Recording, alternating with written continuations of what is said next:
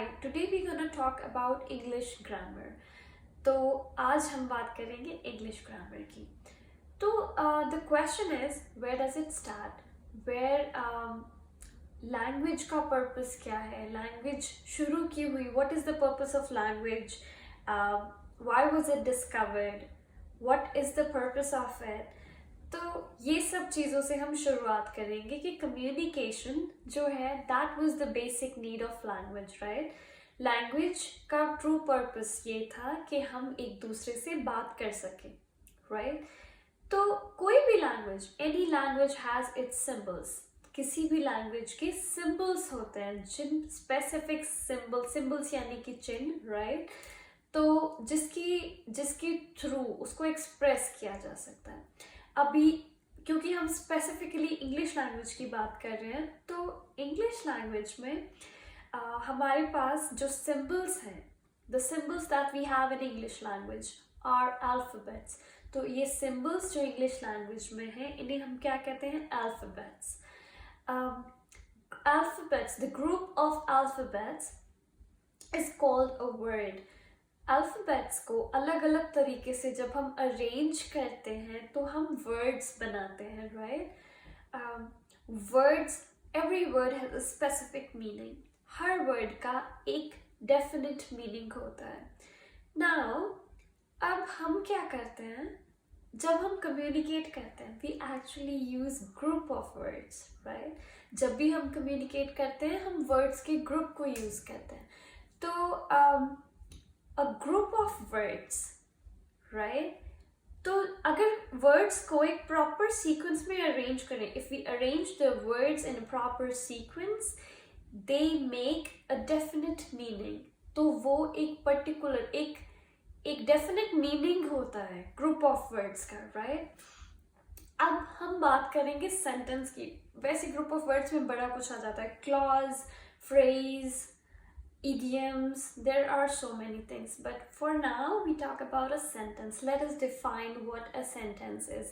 तो अभी के लिए हम group of words में सिर्फ एक sentence की बात करेंगे. तो sentence को अगर हम define करें तो how we gonna define it?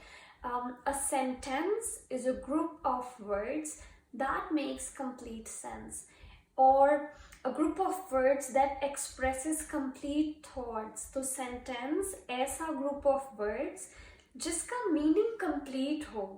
मतलब कि अगर एक सेंटेंस पूरा हो रहा है तो इट शुड डेराइव, उसमें सारी बात, पूरा थॉट जो भी है बात का, वो क्लियर होना चाहिए. ऐसा नहीं है कि सेंटेंस आधा अधूरा नहीं हो सकता. मतलब कि सेंटेंस में आपको समझना है कि व्हाट एग्जैक्टली क्या कहा जा रहा है, ऐसा नहीं हो सकता. उसे सेंटेंस नहीं कह सकते. तो ऐसा group of words that makes complete sense is a sentence, right. अभी वैसे पार्ट्स ऑफ स्पीच के बहुत सारे पार्ट्स हैं. जैसे हम बात करते हैं नाउन, वर्ब, एडजेक्टिव, एडवर्ब, हमें बड़ा कुछ पता होता है. बट फॉर नाउ अभी हम सेंटेंस के मेन पार्ट्स की बात करें तो सेंटेंस के दो पार्ट्स होते हैं. फर्स्ट इज सब्जेक्ट और दूसरा पार्ट है प्रेडिकेट. सब्जेक्ट का मतलब किसके बारे में बात हो रही है? Subject, every sentence is two parts, a subject and a predicate, and subject is what we whom we are talking about, right? The topic of the sentence. Predicate is what we are talking about, the subject, that is the predicate. तो subject हुआ कि हम किसके बारे में बात कर रहे हैं. अब ये सब्जेक्ट कुछ भी हो सकता है, एनीथिंग, राइट. जिसके बारे में भी बात हो रही है, दैट इज वो चीज़ जो मेन टॉपिक है हमारे सेंटेंस का. प्रेडिकेट, हम क्या बात कर रहे हैं सब्जेक्ट के बारे में, वो सारा कुछ प्रेडिकेट में आता है. अभी प्रेडिकेट में जनरली आता है वर्ब. एक वर्ब होती है. वर्ब प्रेडिकेट का एक बहुत इम्पॉर्टेंट पार्ट है, right? The verb is a very important part of the predicate. हो सकता है predicate में अकेली verb ही हो, उसके अलावा कुछ ना हो सकता है, कुछ words और हो. तो generally जो बचे हुए words होते हैं apart from the verb, उसे कई लोग कहते हैं object, कई लोग कहते हैं other words. English को classify करने के, क्योंकि you know language changes with time. Language time के साथ साथ change होती है. ग्रामर के उसी तरह कहीं ना कहीं छोटे छोटे ऐड होते जाते हैं, बिकॉज ये इसकी ब्यूटी है, राइट। हमने जहाँ जब शुरुआत की थी लैंग्वेज सीखने की, it was based on the British understanding. तो हम पुराने टाइम पे जैसे लोग सिखाते थे उस तरीके से हमने शुरुआत की। Then we mixed up into the new ways of English grammar. हम अभी उतनी ग्रामर की बात करेंगे जितनी सब्जेक्ट को समझने के लिए और क्लैरिफाई करने के लिए काफ़ी है, राइट। वरना अगर देखा जाए तो इट बिकम्स सो कॉम्प्लेक्स कि एक स्टेट पर जाकर आप डिफाइन नहीं कर सकते कुछ चीज़ों को। ऐसा नहीं है कि नहीं कर सकते but it gets too complicated. तो अभी हम उन चीज़ों की बात करेंगे जहाँ हम चीज़ों को ठीक से क्लैरिफाई कर सकते हैं और सही सेंटेंसेस बना सकते हैं। ये आपको कैसे हेल्प करेगा? This will help you in academic writing a lot, क्योंकि जब भी आप एकेडमिक राइटिंग करते हैं तो कई छोटी छोटी मिस्टेक्स होती हैं। तो my suggestion is why not do it the way that is absolutely certain, in which you are absolutely certain that you are right. एक सेंटेंस को एक्सप्रेस करने के 100 तरीके हैं, तो why not आप वो तरीके यूज करें जो जिसमें आपको पता है कि कोई गलती नहीं है, right. Okay, so we were talking about the sentence structure. Sentence structure में हो गया सब्जेक्ट प्लस प्रेडिकेट। प्रेडिकेट को further if we classify the predicate further, it becomes verb plus object. I don't use other words because अगर मैं object कह रही हूँ other words को, तो क्या होता है कि it becomes easier, it will become easier for you to understand what I am saying, right.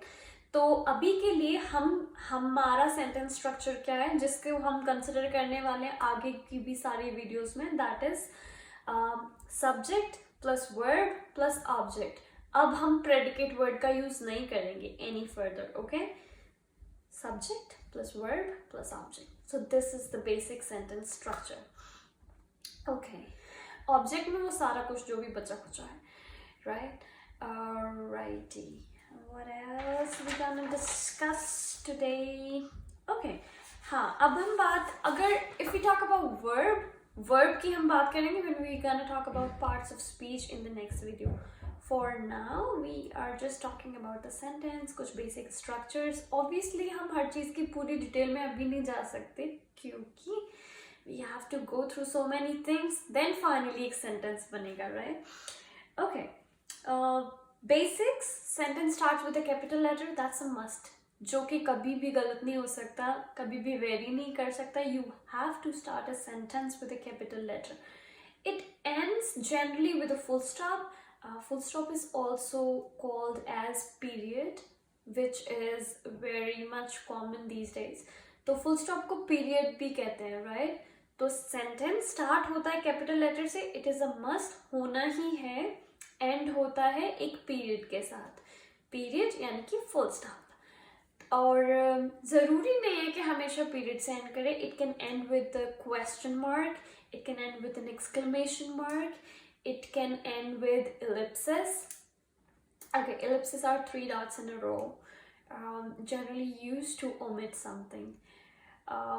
Okay, तो ज़रूरी नहीं है सेंटेंस हमेशा एक पीरियड या फुल स्टॉप से ख़त्म हो, वो क्वेश्चन मार्क से भी एंड कर सकता है, एक्सक्लेमेटरी मार्क से भी एंड कर सकता है, या फिर इलिप्सिस होते हैं अगर 3 डॉट्स इन अ रो यूज किए जाएं, तो मतलब एक के बाद एक, तो उसे इलिप्सिस कहते हैं।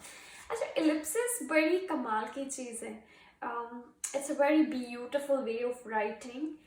इलिप्सिस लेकिन आपकी एकेडमिक राइटिंग में, फॉर्मल राइटिंग में यूज़ नहीं होता, तो you can not use ellipsis for your academic writing and formal writing. हाँ, अगर आप नॉवेल लिख रहे हैं और किसी को लेटर लिख रहे हैं, someone your dear ones, right, use कर सकते हैं।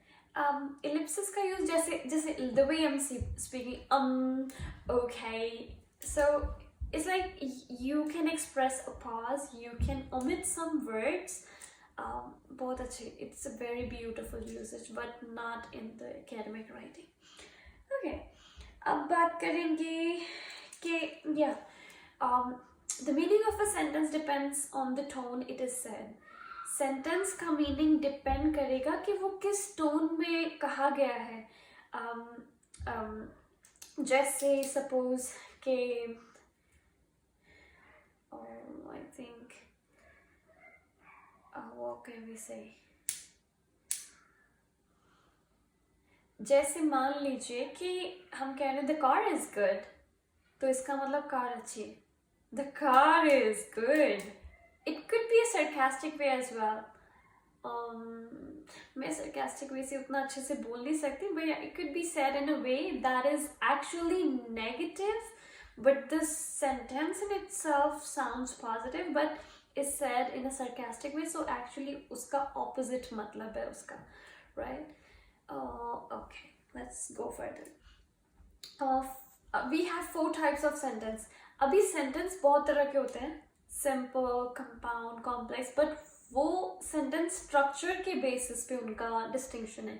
अभी हम बात करेंगे types of sentence की, मतलब कि क्या अलग अलग तरीके से sentences बनाए जाते हैं उनके, मतलब कि अभी हम बात करें subject, verb, object, तो इनको play around करते हुए, राइट. और हम बात कर रहे थे कि it ends with a period, तो उस चीज़ के से रिलेटेड सेंटेंसेस 4 टाइप के हो सकते हैं. Declarative, what is declarative, interrogative, imperative, exclamative. तो डिक्लेरेटिव में क्या होता है कि जनरली एक स्टेटमेंट होता है. अच्छा, कोई भी टाइप ऑफ सेंटेंस है उसमें 2 तरीके होते हैं, या तो सेंटेंस पॉजिटिव होता है या सेंटेंस नेगेटिव होता है, राइट. नेगेटिव में जनरली हम नॉट यूज़ कर लेते हैं, बट सेंटेंस स्ट्रक्चर्स अलग अलग तरह के होते हैं. अभी डिक्लेरेटिव का मतलब जनरली ये एक स्टेटमेंट है, राइट. अब डिक्लेरेटिव में अगर हम पॉजिटिव सेंटेंस की बात करें तो स्ट्रक्चर होगा subject plus verb plus object. अभी अगर नेगेटिव सेंटेंस की बात करें तो आएगा subject plus auxiliary verb plus not plus main verb plus object. अभी verbs को हमने दो kind में divide कर दिया है. So like auxiliary verbs and main verb. Auxiliary verbs को generally helping verbs भी बोलते हैं. We're gonna talk about it later, right? अभी आप केवल स्ट्रक्चर देखिए, नोट कर लीजिए, ये इम्पॉर्टेंट है, नोट्स बनाइए. It will be easy for you to see. Okay I am done with this.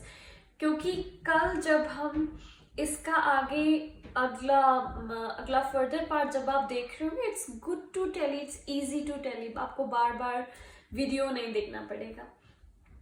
Okay, अब हम बात करते हैं किसकी, second kind of sentence which is interrogative. Interrogative generally इसका मतलब इंटेरोगेशन करना, यानी कि question, when you asking a question, right. तो कोई भी सेंटेंस जिसमें आप क्वेश्चन पूछ रहे हैं, जैसे how are you, what is your name. So आप कॉमन चीज़ देखिए इसमें क्या है. जनरली एक sentence structure starts with a question word, right? एक question word ज़रूरी नहीं है कि question word से ही शुरू होगा, पर हो सकता है, that's an optional thing. Plus a question word, who, what, why, whom, जितने भी होते हैं, right? Plus auxiliary word, right?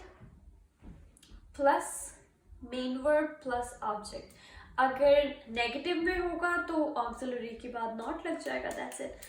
Okay, third हमारा है इम्पेरेटिव. ओके, इम्पेरेटिव सेंटेंसेस होते हैं कमांड, ऐसे सेंटेंसेस जिसमें आप कमांड देते हैं, राइट. अगर आप कमांड दे रहे हैं तो आप किसी इंसान को ही दे रहे होंगे, मतलब कि कोई आपके सामने उसको कमांड देंगे, राइट. जैसे सिट डाउन, स्टैंड अप. अभी इसमें सब्जेक्ट कहीं पे आपको नजर नहीं आएगा. Why? Because you subject is obvious here, right. लिखने में, बोलने में आएगा नहीं, but it is there. Okay okay, so इसका सेंटेंस स्ट्रक्चर होगा सीधे मेन वर्ब प्लस ऑब्जेक्ट. हो भी सकता है, नहीं भी हो सकता, दैट इज ऑप्शनल, राइट. अगर नेगेटिव में होगा तो क्या हो जाएगा, आगे ऑक्सिलरी वर्ब, फिर नॉट, फिर main verb, and then object, right? Okay, alrighty, अब कौन सा रह गया? एक्सक्लेमेटिव। ओके, एक्सक्लेमेटिव जो सेंटेंसेस होते हैं, they express sudden strong feelings के what a beautiful day, right? तो जनरली ये भी WH वर्ड से स्टार्ट हो सकते हैं, क्वेश्चन वर्ड से स्टार्ट हो सकते हैं, जनरली व्हाट और हाउ से ही बनते हैं इन जनरल अगर आप बात करें तो। how beautiful the day is, how wonderful the weather is। तो क्या होगा, इसका what या how लगा लें, उसके बाद में ऑब्जेक्ट आ जाएगा, फिर सब्जेक्ट आएगा, फिर वर्ब और एंड में एक्सक्लेमेशन मार्क। अच्छा, एक चीज़ बताना मैं भूल गई, जो इंटेरोगेटिव ये इम्परेटिव सेंटेंस है वो एक्सक्लेमेटरी मार्क से भी एंड हो सकता है, एक पीरियड से भी एंड हो सकता है, लेकिन जो कि इंटेरोगेटिव है the ends with a question mark, ठीक है? और डिक्लेरेटिव सेंटेंस पीरियड से खत्म होगा, राइट? तो राइट, अभी माय सजेशन इज ये जितने भी जो भी हमने सेंटेंस स्ट्रक्चर्स वगैरह डिस्कस किए हैं, इसको प्लीज़ नोट कर लीजिए किसी नोटबुक में, जो बेसिक स्ट्रक्चर्स है सेंटेंसेस के, गो थ्रू इट, एक दो बार पढ़ लीजिए, देख लीजिए, राइट? हम कल इसके बारे में फर्दर डिटेल में देखेंगे। We gonna discuss about parts of speech, every part को हम ठीक से देखेंगे, समझेंगे, इलैबोरेट करेंगे, we learn a lot, and take care.